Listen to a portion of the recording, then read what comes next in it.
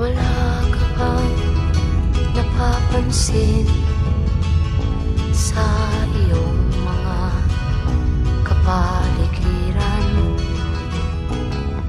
Kay dumi na ng hangin, pati na ang mga ilog natin.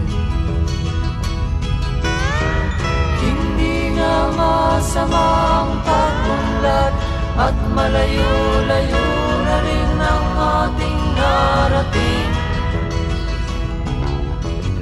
Ngunit masdan mo ang tubig sa dagat, dati kulay asul, ngayon'y naging itim.